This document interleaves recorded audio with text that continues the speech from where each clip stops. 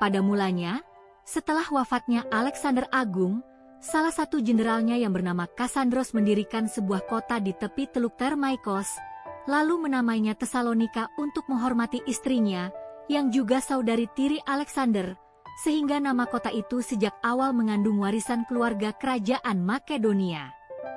Seiring berjalannya waktu, letak Tesalonika di jalur utama Via Egnatia menjadikannya titik penghubung antara timur dan barat, sehingga kota itu cepat berkembang menjadi pusat perdagangan yang ramai.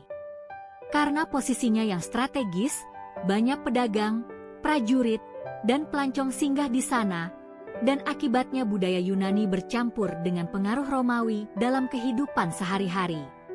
Ketika akhirnya Romawi menguasai wilayah itu, Tesalonika diberi status sebagai kota merdeka, sehingga penduduknya merasa bangga sekaligus berpengaruh di kawasan Makedonia. Namun, di balik kemegahannya, Allah telah menyiapkan Tesalonika sebagai tempat di mana Injil Kristus akan diberitakan untuk pertama kalinya di Eropa bagian utara. Pada waktu itu, dalam perjalanan misi keduanya, Paulus bersama Silas dan Timotius meninggalkan Filipi lalu tiba di Tesalonika, sebuah kota besar dengan sinagoga Yahudi yang aktif. Dengan segera, Paulus masuk ke sinagoga itu, dan selama 3 hari Sabat ia menjelaskan bahwa Mesias harus menderita dan bangkit, sambil menegaskan bahwa Yesus adalah Kristus. Hasil dari pemberitaan itu membuat sejumlah orang Yahudi percaya, banyak orang Yunani yang takut akan Allah bergabung, bahkan beberapa perempuan terkemuka di kota itu menerima Injil. Akan tetapi, orang Yahudi yang menolak kabar itu menjadi iri hati, sehingga mereka menghasut orang-orang di pasar dan menggerakkan kerumunan untuk menimbulkan kekacauan.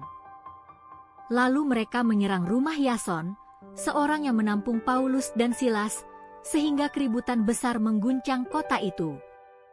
Karena keadaan semakin berbahaya, jemaat segera menolong Paulus dan Silas untuk meninggalkan Tesalonika pada malam hari, dan mereka pun pergi menuju Berea.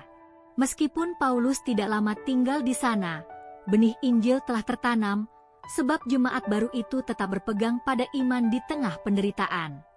Dari Berea, Paulus melanjutkan perjalanan ke Athena, namun hatinya tetap gelisah memikirkan jemaat muda di Tesalonika yang menghadapi penganiayaan.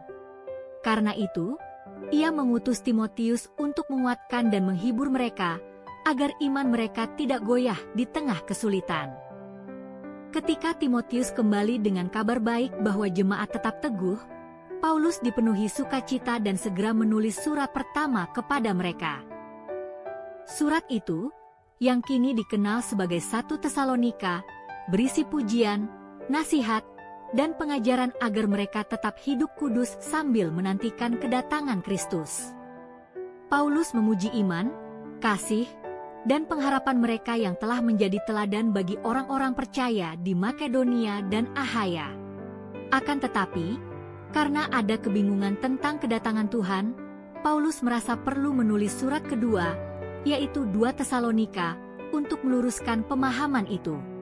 Dalam suratnya, Paulus menegaskan bahwa sebelum hari Tuhan tiba, akan datang murtad besar dan muncul manusia durhaka yang menentang Allah.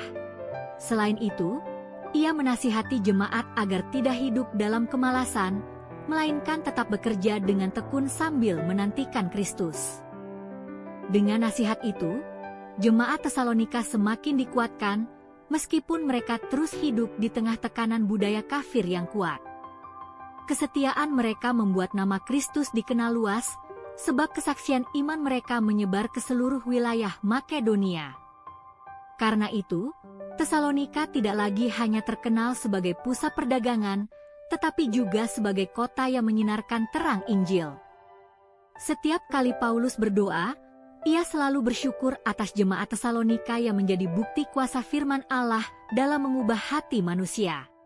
Walau Paulus tidak bisa bersama mereka dalam waktu lama, kasihnya melalui surat tetap meneguhkan jemaat agar teguh dalam pengharapan. Dengan demikian, jemaat Tesalonika menjadi teladan bagi banyak orang percaya, menunjukkan kesetiaan kepada Kristus di tengah kesusahan. Dari kota yang lahir karena ambisi politik Kassandros, Tesalonika berubah menjadi tempat di mana kasih Allah dinyatakan dengan nyata.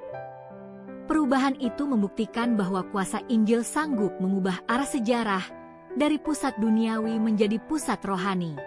Hingga saat ini, 2 surat Paulus kepada jemaat Tesalonika terus memberi penghiburan dan pengajaran bagi gereja di seluruh dunia. Maka, perjalanan panjang Tesalonika, dari asal muasal namanya hingga menjadi pusat kesaksian Injil, memperlihatkan rencana Allah yang setia dan kekal. Demikianlah cerita Alkitab mengenai kota Tesalonika. Nantikan video animasi cerita Alkitab menarik lainnya. Tuhan Yesus memberkati.